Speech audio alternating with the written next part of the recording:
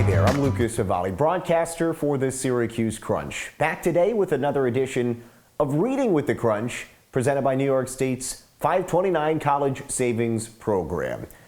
Back here with a new edition, and it is the follow-up to our first reading episode, and we are going with the sequel, The Puck Hog, Volume 2 by Christie Casciano. Got a little glare there. It is the Puck Hog, Volume 2 by Christie Casciano. If you haven't already read the first edition of this book, you can just go back to our YouTube channel, give it a follow there, and you can have me reading Volume 1 of The Puck Hog. This is Volume 2. Let's begin. Chapter 1. Ice chips flew in the cold, heavy air as the sound of hockey sticks hitting pucks echoed throughout the rink. Something was different about practice today. Sophia could not put her finger on exactly what it was. The drills were pretty much the same. Coach had them skate up the ice, side by side, pass to each other, and shoot on the net. The ice had a solid, familiar feel. It had just been resurfaced, and there was barely any bumps. The rough spot near the blue line that usually catches a blade and causes a thunderous faceplant was perfectly patched. What was so different? Sophia carefully looked around the rink. The net was in the same spot. Orange cones were carefully spaced and zigzagged, ready to challenge speed and agility. The practice jerseys were a little bigger than last year's, but they were the same red, blue, green, and yellow colors that represented the lines for their offense and defense. Then it hit her. Hey, we're squirts now, she suddenly realized. Sophia glanced at her teammates to see if any of them were feeling the same morph moment. They were skating on the ice for the first time as squirts. It was the next level in youth hockey, and it meant that they were no longer the newbies. This year, we are going to be skating against bigger, better, faster skaters, Eddie thought, and wondered, faster than Eddie? What if they're all just like Eddie? Imagine playing against a whole team of puck-hogging Eddies. Ugh. Hey, what's with you? Holden asked as he snuck up behind Sophia and angled his blades to stop just inches from her skates. Wow, Holden, really? Sophia turned to Holden and gave him a stern look. Our first day is squirts, and you're still acting like a mini-mite. Jamie slid from behind and whacked a puck between Sophia's skates. Holden caught the puck and snapped it back to Jamie as he quickly circled around Sophia. Okay, enough fooling around, guys. Sophia spoke up loudly. We're squirts now, so no more kid stuff.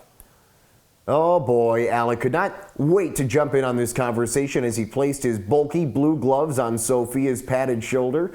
Why do I feel another one of those blah blah blah moments coming up? Jamie gave Holden their secret signal. He raised his right glove up and tapped his helmet 3 times. As Sophia began to lecture the boys about the difference in the level of play between mites and squirts, the two boys split up to get on opposite ends of the ice. Then they raced full speed towards Sophia. When they were just a few feet away from her, they angled their just sharpened blades to shower Sophia. It was as if it was raining ice. Every inch of her was covered in thin white shavings. We call it the Niagara Falls snow job, laughed Holden. We've been practicing that move all summer just for you. Why do I even bother? Sophia moaned. Okay, people, now that you've had your little fun, let's focus. Sophia raised both arms in the air and started to brush the snow off her jersey. We're not mites anymore, guys. Next month, we're going to play in the Lake Placid tournament. My brother has been there, and he says the teams are amazing.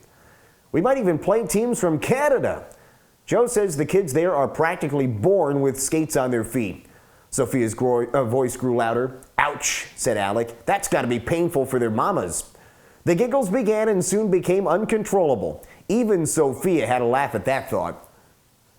Okay, said Sophia, funny. But you get the point, right? We get it, said Jamie. We're going to Lake Placid. It's the holy land of hockey. There is gold in the hills of the Adirondacks. Eddie seemed to just appear out of nowhere. Gold? He exclaimed. Another trophy for my trophy case and another medal for my mantle. For all of our mantles, Eddie, Patrick said as he skated up to join the huddle. I can see them. I can almost smell them. No, said Holden. I think that's Eddie you smell. Whoa, Eddie, when was the last time you washed that jersey? You smell like a wet dog. That stink, Eddie skated in a majestic manner towards his teammates, is a badge of honor. Don't you people know anything about the tradition of hockey? Eddie, Sophia could not resist. You really, really smell, and there's nothing honorable about that. Chapter 2. Tweet, tweet, tweet. The coach's piercing whistle sounded, signaling the start to their first practice as a square team. The coach waved his big black hockey gloves in the air, motioning everyone to gather around him. They quickly assembled and got down on one knee. Kids, I am so proud of all of you, Coach Paul said once he had their attention. We're going to have another great year, just like we did last year, but this year is going to be a little different. You're going to be skating against bigger kids, so you've got to work on your speed and keep your head up. I'm going to teach you a lot of ways to skate smart and avoid injuries. Safety is above everything when you play for me. After that, it's teamwork. Next month is going to be really exciting, the coach continued, smiling. We'll have our first tournament of the season and our first trip to Lake Placid. You'll be up against some of the best and toughest teams in the Northeast. Corey spoke up. Coach, Sophia's brother says we can play some Canadian teams too.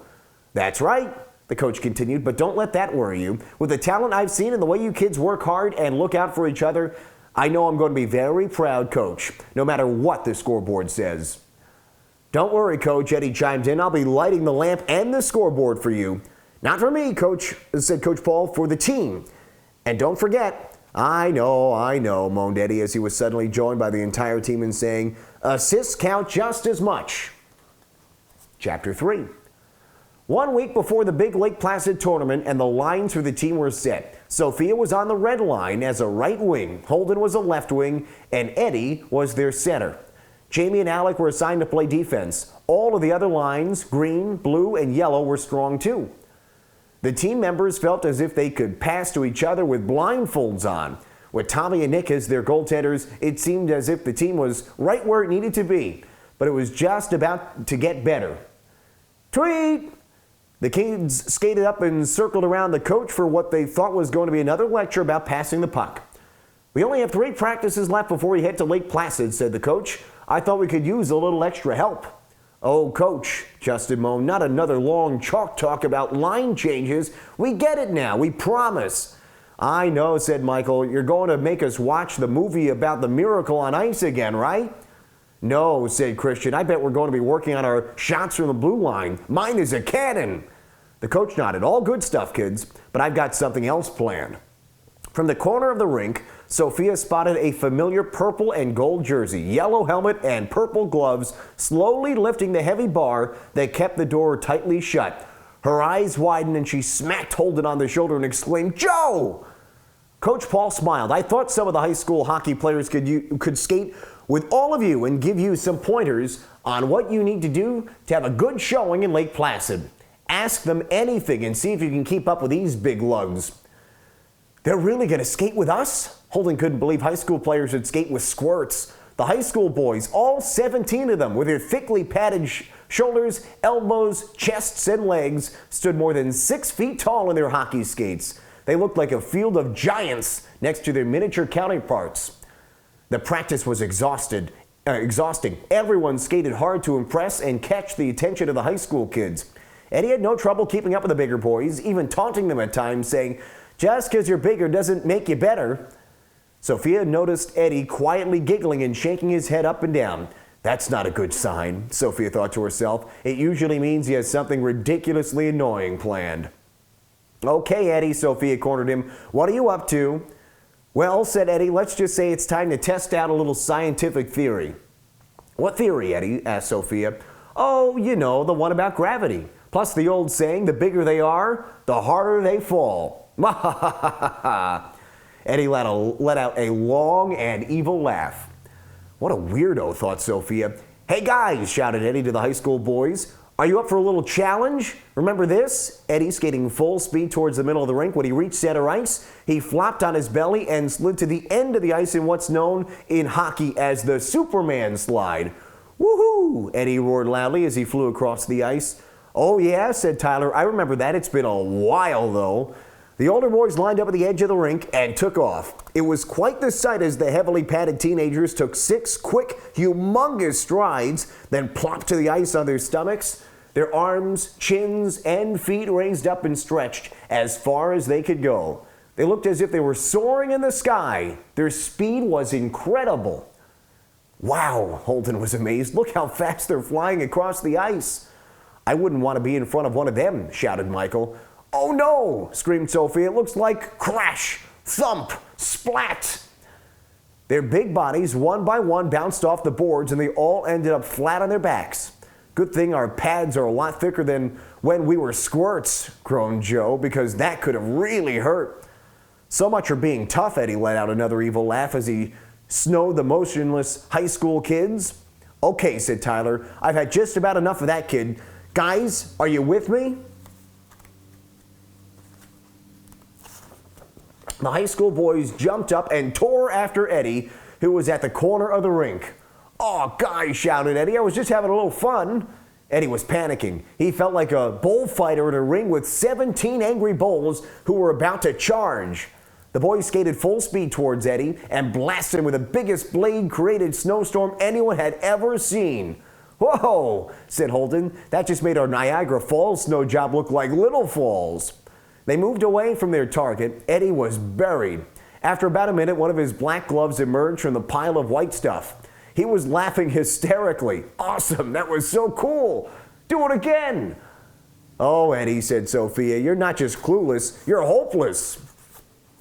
Chapter 4. One last practice before the big game, and Coach Paul had one more inspirational trick up his sleeve. "At tonight's practice," said Coach Paul to the team, "guess what we're going to do?" "Snow Eddie?" asked Holden. "As much as we would all love to see that again, no," said their coach with a grin. "I thought we could use a little help from a big friend." There was a curious look on the face of each member of the team as their coach skated to the side of the rink to lift the heavy metal bar that kept the doors closed. Behind the glass, there was a really huge figure. They thought the high school kids were big, but this guy was monster-sized. The coach slowly opened the large metal and glass door to reveal their surprise. "What? No way! Seriously?" yelled the kids. Then Sophia began to chant and her teammates quickly joined in. "Crunchman! Crunchman! Crunchman!" they shouted as the big superhero joined them on the ice. The mascot for the Syracuse Crunch doesn't talk. His lips are sealed with ice. The 6-foot caped crusader with wide eyes and super-sized hockey gloves doesn't need to say anything to get the kids pumped up. Music started to play. As he danced, Crunchman looked like he was made out of rubber. It didn't take long for the kids to skate over to fist bump the big mascot. "He's here," said the coach, "because he wants to see you bring home the hardware. That means the trophy to be placed in that case." The coach pointed to a large glass trophy case that was just outside of the rink's main door. "The last team to bring home a Lake Placid trophy," said the coach as he pointed to Sophia, "was your brother's team, Sophia." "Joe says that was the dream team." Sophia recalled her brother talking about the year his team went to Lake Placid and won every matchup in the tournament. "They pulled off a major upset against a Canadian team." "Joe told me there was no secret to winning," Sophia said to the team. "Just work hard, work together, and have fun." "That's exactly what we're going to do, Sophia," said Coach. Chapter 5. The road to Lake Placid was long and winding. As they got closer to their hotel in the village, Sophia noticed the mountains were taller and whiter. "Are we there yet?" Sophia loudly whined. "Okay," grumbled her dad. "Don't even start. This is a long drive. Please don't make it any longer." "Sorry, Dad." Sophia pulled out her journal to document her journey, taking special note of the beautiful scenery. Joe had a stack of hockey magazines and books. One of his favorite was Hockey Chronicle, written by the hockey maven, Stan Fischler. Joe admired the way Mr. Fischler could make the history of hockey come to life. He was determined to memorize tons of facts about his favorite players and dare anyone to quiz him. After 3 long hours on the road, their SUV pulled into the parking lot of their hotel. The village was just as Sophia had imagined. It was charming, quaint, and so pretty. "So here we are, where it all took place." Sophia turned to Joe. Joe grinned. "Yes, this is where champions were crowned and history was made." "So what are the chances of my team making some history, Joe, here in the land of the great?" asked Sophia. "That all depends on how your team plays, Sophia. You know, they all need to show up," said Joe. Well, that's no problem," Sophia responded. "Everyone is going to be here." "No," said Joe, "that's not what I mean by being there. Sometimes you can be on the ice, but not be in the game." Oh, I get it, said Sophia. Like the time we played Auburn and we didn't play hard because we thought it was going to be an easy win. Boy, did we get a lesson in being overconfident. Then there was the time we got lazy playing Lysander's team. We barely won. Same thing happened when we played Skinny Atlas. Exactly, said Joe. You can't take anything for granted. Every time you step out onto the ice, you have to skate hard, and work with each other. So Joe, Sophia continued her line of questioning, if everyone does show up for this tournament with their heads in the game, what are our chances of winning it all? Pretty good, said Joe. Actually, really good, as long as you can stay out of the penalty box. Sophia took her Syracuse crunch hat off her head to give her brother a swift whack on his shoulders. Slashing, yelled Joe. In the penalty box, number 8. Chapter 6. The hotel lobby was filled with overstuffed hockey bags, and there was a long line of families waiting to check into their rooms. Sophia and Joe asked their parents if they could check out the pool, which was a tradition for the brother and sister. Fine, said Mom, but I want you back here in 15 minutes. Sophia and Joe gave their mom a blank stare and then pointed at the long line. Their mom stepped on her toes to look over the heads of the people in front of her and moaned, and she said, okay, 25 minutes. The pool looked so inviting. The water felt cool to the touch, and the enclosed swimming area was steamy hot. The smell of chlorine permeated the air and tickled their noses. It was completely quiet. Just one older couple swam gently across the pool, unaware of the two children watching them go back and forth. This scene is going to change big time, said Joe. When all of your crazy little hockey buddies make their cannonball entrances into this pool and scream at the top of their lungs, it's going to be so loud in here, your ears are going to be ringing all night. Not tonight, though, said Sophia. Coach has a rule. The night before our first tournament game, no swimming. Coach says swimming will make us skate like jellyfish. Yeah, good rule, said Joe. Since you already look like one, it would be really bad if you skated like one, too. I'm just playing with you. All my good coaches had the same rule. It stinks, said Sophia. Since we can't go swimming, what are we supposed to do? It's going to be really, really, really boring. Boring? Joe raised both eyebrows. You don't get where you are. You're at Lake Placid, Sophia. Come on, Joe motioned Sophia to follow him back to the lobby. As they walked, Joe reminded Sophia of all the fun they had during his tournament with his dream team. Don't you remember all the cool Olympic t-shirts we bought in the shops in the village? Or that ice cream shop with 48 different flavors? The restaurants? Remember Mom taking you on that dog sled ride on Mirror Lake and you kept asking the musher, how do the dogs know when to stop? Oh, yeah, Sophia smiled as she remembered bundling up on the sled, the barking dogs and the sound of the sled moving across the snow as it circled in a steady pattern on Mirror Lake. Don't forget, said Joe, we can ride to the top of Whiteface Mountain in a gondola for a really cool view, or check out the Olympic speed skating oval and skate with history. As they walked towards the front desk, Sophia spotted her whole team hanging out of the lobby. It looked like they didn't know what to do either. Plus, the most fun of all, Sophia, Joe stopped and turned to her teammates as Sophia waited in anticipation. Hey guys, Joe shouted, grab your skates, sticks, and helmets and tell your parents to look right outside of that window. Sophia looked out and saw a solid, frozen, sun-glistening surface with a few figure skaters doing jumps and spins. They were skating on Mirror Lake. That, said Joe, is the ultimate skating experience. We're going to play some pond hockey, Sophia. Pond hockey? Sophia's eyes widened as far as they could go and she crinkled her forehead.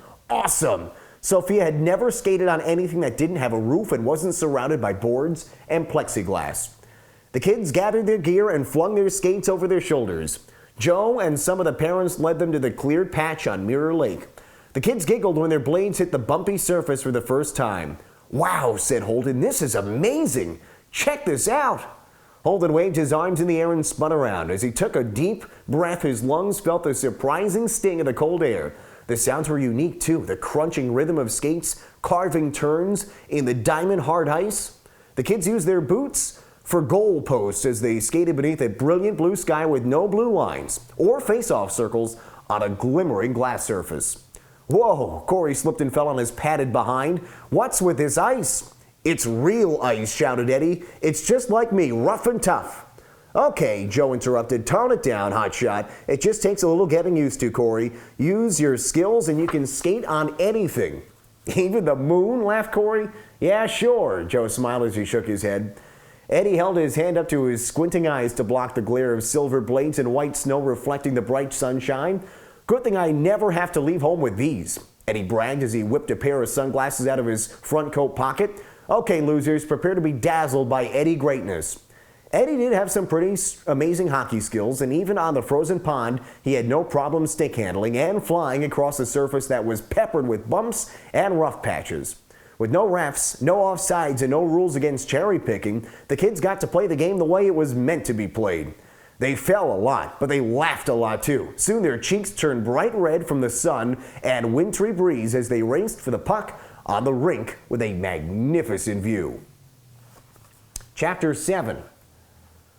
Back at the hotel, Sophia begged her parents to take them to the rink where the miracle took place. It was only a few blocks away, so the family decided to walk. That was something Joe loved about Lake Placid. They could leave their car parked in the hotel lot and walk to the rinks, shops, and restaurants.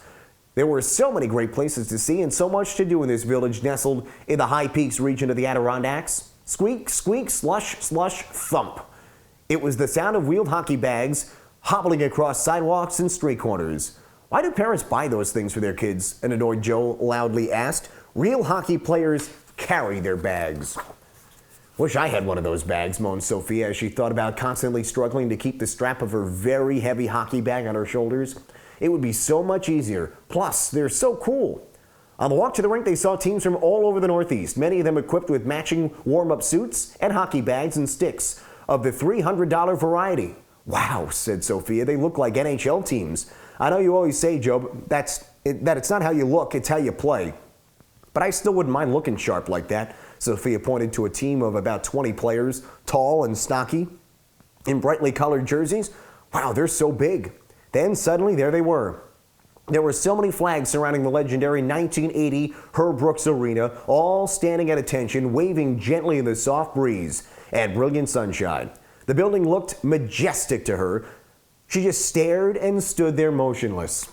What's the matter, honey? Asked Sophia. Just give me a minute, said Sophia. I've been waiting for this for a long time, for all 9 years of my life. I know what you mean, said Joe as he smiled and stared at the rink. That's exactly how I felt the first time I stood before the Miracle on Ice arena. Chapter 8. It was the day of the big game, and the family had decided to get an early start and check in at the rink 2 hours earlier than the scheduled start time. At the entrance, they found out Sophia's locker room number and the location of her game. Sophia carefully looked at all of the old photos of hockey heroes of the past and their moments of glory. They lined the halls of the rink that held so many memories and hosted the miracle. As they headed towards the locker room, Sophia turned the corner and her eyes met those of an old man. There was something about him that seemed out of place, but at the same time as if he belonged, just like one of the trophies in the many trophy cases. He wore a blue jumpsuit and had a broomstick in his hands, but he held it like a hockey stick. Must be the janitor, Sophia turned to Joe. Who? Asked Joe. The big man in that big trophy case. But when she pointed towards the floor-to-ceiling case, he was gone. Sophia shrugged her shoulders and hurried her pace, her heavy bag draped over her shoulder. Sophia heard the sound of squeaky wheels quickly approaching from behind. She placed her bag down, but before she could turn around, she felt a sharp tug on her ponytail.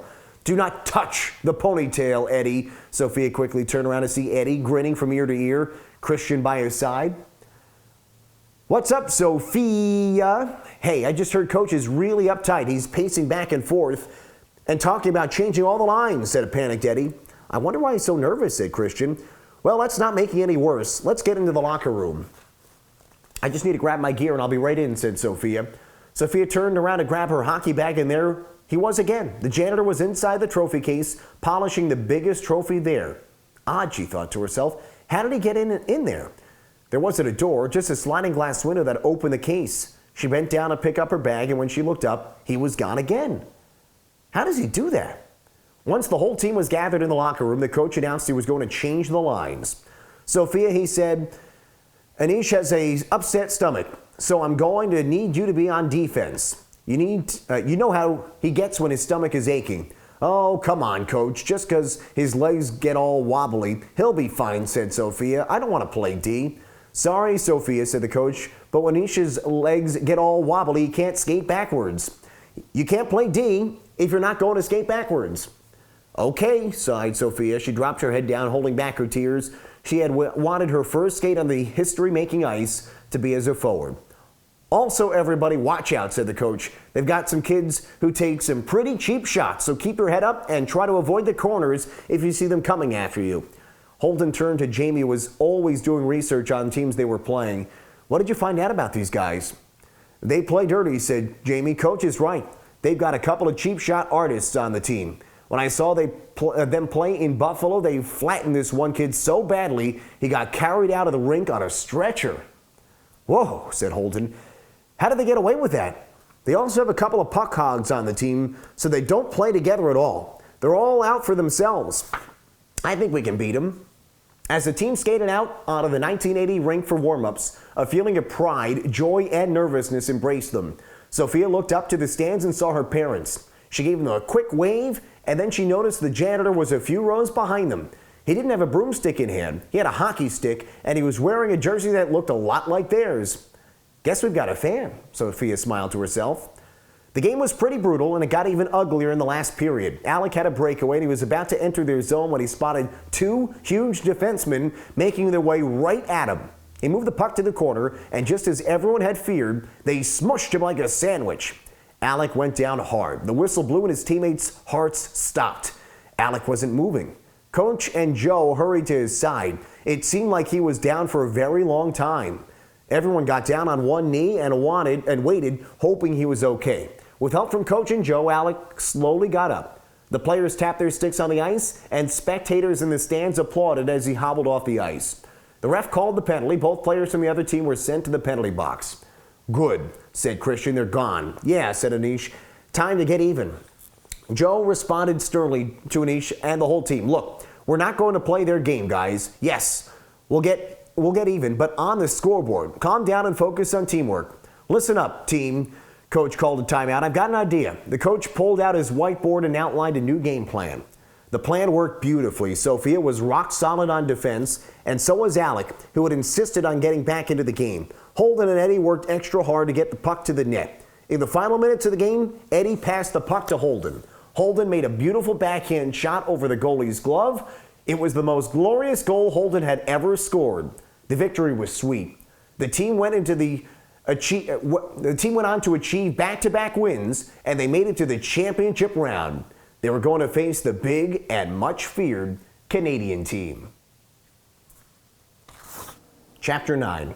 The night before the big game, Coach Paul made a list of rules for all of the players to follow. No swimming, no sweets, no skiing, no snowboarding. No snowboarding? What? Eddie was stunned. This is not going to fly with my dad, exclaimed Eddie. Eddie was an excellent snowboarder. His dad was training him for a big competition right before Christmas. He had a real good shot at winning a medal because he was very close to landing a new maneuver called the rodeo flip. Eddie showed the list to his father.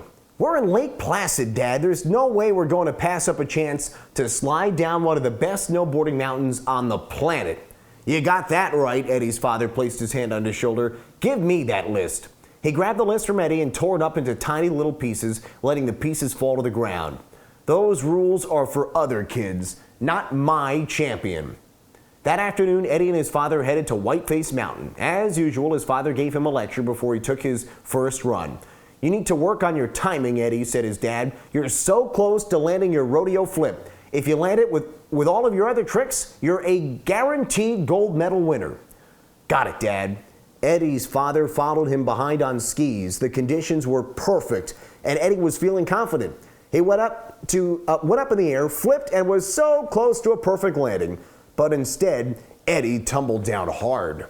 His father rushed to Eddie and began to yell, "Timing, timing, timing! You just don't pay attention." "Dad," moaned Eddie, "my wrist. It really hurts."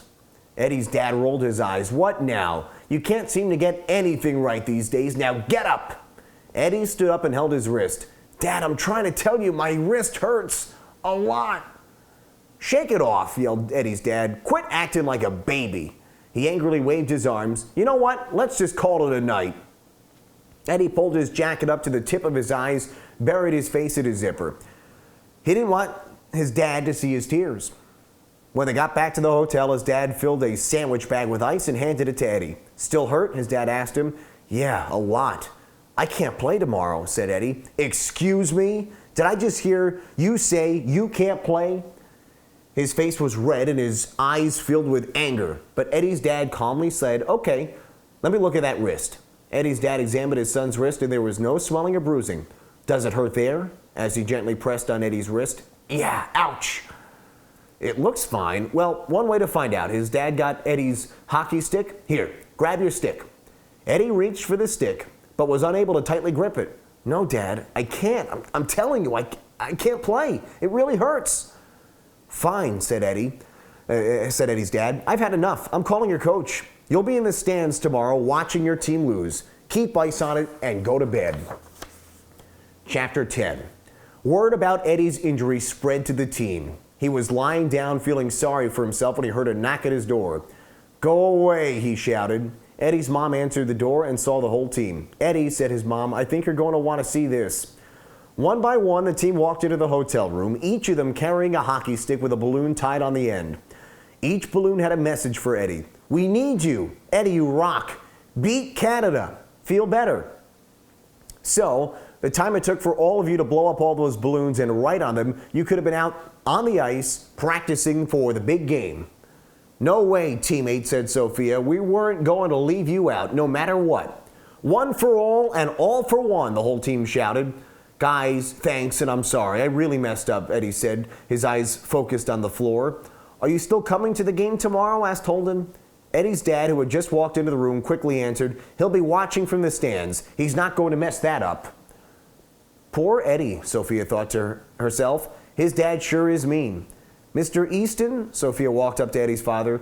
The coach wanted me to tell you he's going to keep Eddie's name on the roster. Coach says, after all, we are playing on the Miracle on Ice arena. Sophia said with a hopeful look in her eyes. Well, said Eddie's dad, that's the coach's decision. Better tell him not to hope for any miracles. Chapter 11. The next morning, the team headed to the rink with mixed emotions. They were nervous without Eddie, but excited they made it to the championship round. As she walked down the hall, Sophia noticed the janitor was in the case again with his rags and polish. Boy, he really makes sure no dust collects on that trophy. Wonder who he will be rooting for today. Everyone else was too busy thinking and talking about the game to notice him there. Sophia dressed quickly, then asked the coach if she could fill her water bottle. A drinking fountain was just outside the door of the locker room. As she was filling her bottle, she heard a deep voice say, "Heard your team had a tough break." She looked up. It was the janitor. Boy, you're not kidding, said Sophia. How did you hear? Word travels fast when you're the team to beat. What's your name, sir? Argus. Argus, that's an unusual name. Are you the janitor here? I like to think of myself as the caretaker. Well, Mr. Argus, if you care anything about rooting for the winning team, you better find another jersey to wear. Sophia's chin dropped to her chest. You're never going to win. Going into a game with that kind of an attitude, said Argus. A long time ago, no one thought my team would have a sliver of a chance of beating one of the toughest teams that ever hit the ice.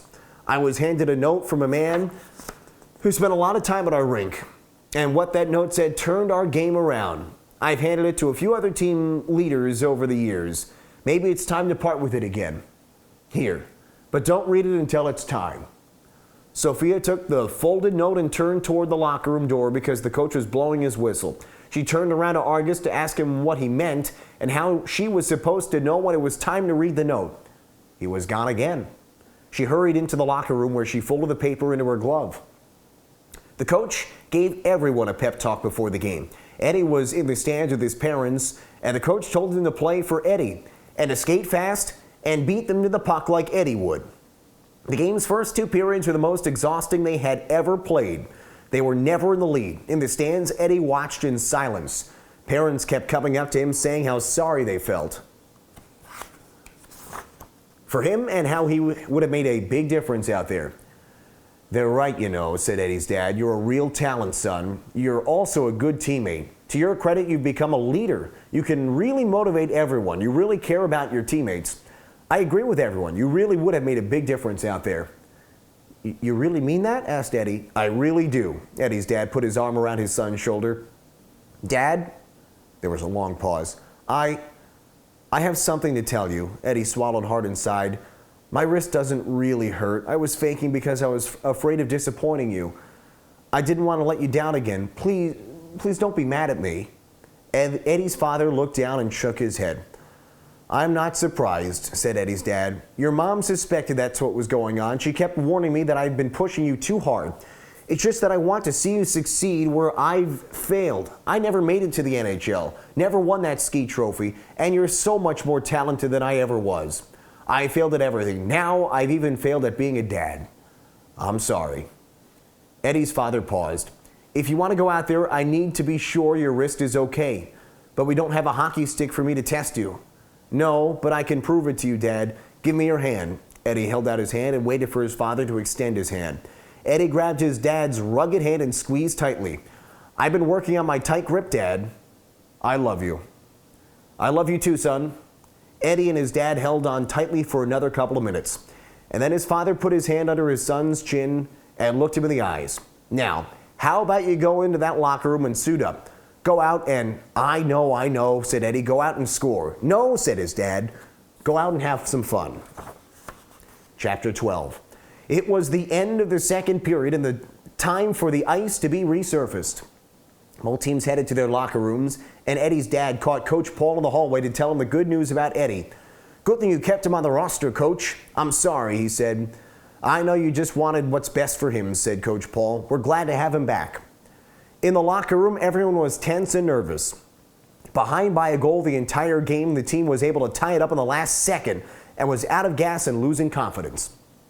Well, said Christian, at least we didn't lose too badly. I know, said Holden. We held them in that last period. I just don't think I've got anything left in me anymore. I'm beat. Suddenly, the door to the locker room swung open and an annoying and familiar voice yelled out, "What's up, Eddie wannabes?" The team looked up, and Coach couldn't believe their eyes. Eddie? He was dressed and ready to play. What about your wrist? Asked Holden. I've been cleared to play, so you got me. If you still want me, I'm good to go. So let's go get him. Awesome, shouted the team. When there was only 1 minute left in the period, their coach decided to pull Nick, the goalie, out of the net to give him an extra player on the ice. Eddie, we're going to have you play center,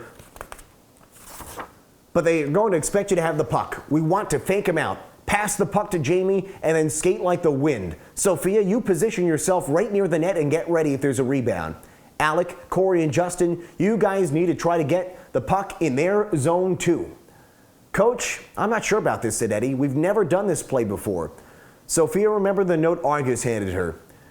She pulled it out of her glove and handed it to Eddie. What's this? I'm not sure. Read it. Eddie opened the note and then let out a mischievous laugh. Okay, I'm ready. One goal needed to win this thing. Let's do it.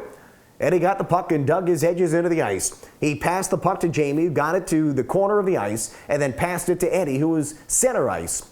Eddie had a clear path to the net when suddenly he spotted a huge defenseman coming at him. He slipped his stick back and watched the puck glide and slide perfectly to the bright purple tape on Sophia's stick.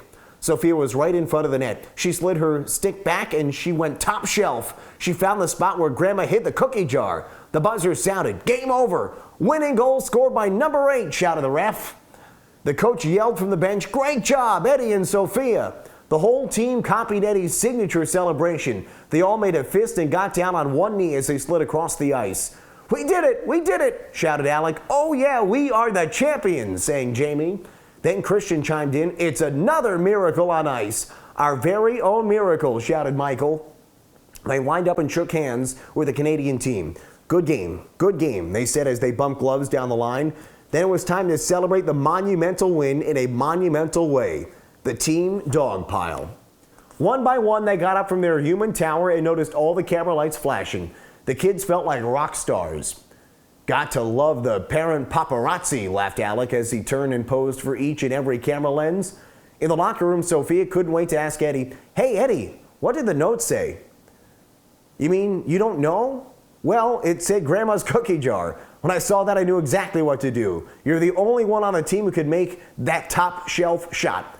That goalie couldn't stop anything top shelf, so I knew I had to pass the puck to you, instead of trying to take the shot myself." "So, where did you get that note?" asked Eddie. "Long story," said Sophia. Chapter 13.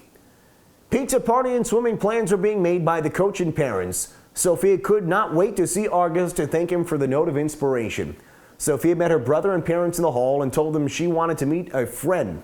She looked down the hallway and in the trophy case, but there was no sign of Argus. She saw a rink guard at the entrance and decided to ask him where he might be.